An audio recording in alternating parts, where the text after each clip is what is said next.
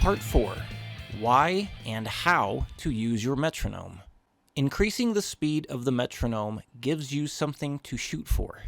Gradually increasing the speed of the metronome will help you maintain rhythmic accuracy, improve the muscle memory of what you're learning to play, and makes it easier to become more aware of when and how your picking mechanics change as you get faster. The more awareness you have can lead to making you an even better player. There is a YouTube video I made where I describe what it feels like and how I engage my elbow for the fastest picking I can possibly do. But what do you do when you can start moving around all quick? You gotta gain control.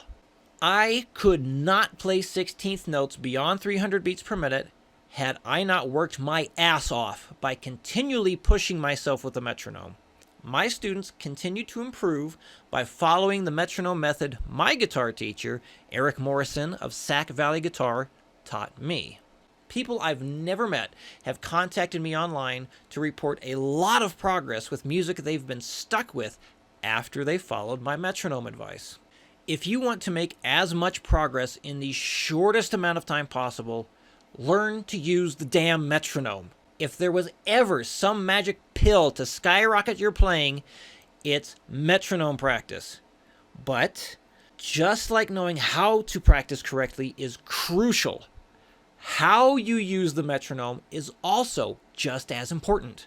Using the metronome allows you to gradually work things up.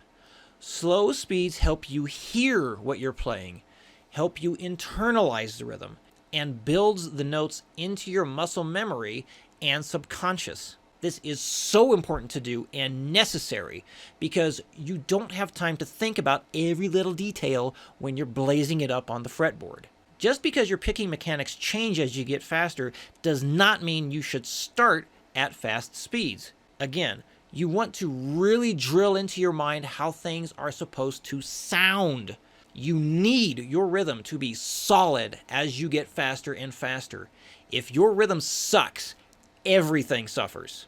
Whether you are fretting a difficult group of notes or something simple, the faster you get, the harder it becomes to fret with accuracy. What if you're not going to fret anything while working up your picking? You still need to train your ears to hear really fast rhythms and internalize how things feel. Doing so will make the task of playing as fast as you can much easier. You will also build endurance for both picking and fretting while doing metronome work. But as you push yourself, the fatigue sets in less and less.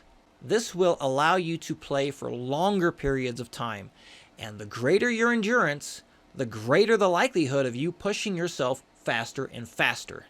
The way I approach metronome practice and what I have my students do is always start at 60 beats per minute. Every time you play what you're working on correctly, just one time, increase your speed by no more than 5 beats per minute. Keep doing this until you can't get any faster. Repeat this as many days as you need. Now, this is not a guaranteed way to get everything as fast as you want, but you'll definitely get faster than you were. To take things further when you get stuck, and for a far more detailed approach on using your metronome, you can get a free ebook called The Mile High Shred Metronome Method. Check out the video description for a link to get the ebook. Michelangelo Badio said he once practiced a particular sweep picking pattern 1,000 times to get it under his fingers so he could play it fast with accuracy. I literally played this arpeggio 1,000 times in one practice session just to get the feel of how it felt to play this. Now, I don't know if he worked things up with a metronome, but the fact that one of the fastest and most technically advanced guitar players used tons of repetitions to build speed will hopefully show you the importance of such an approach. Using the metronome gives you those repetitions and slowly gets you faster and faster. The metronome gives you something to shoot for. It's just like tracking reps and weights in the gym. You slowly add speed to the metronome to get faster. You're approaching shred guitar practice with the progressive overload principle, just like when people work to get better in the gym.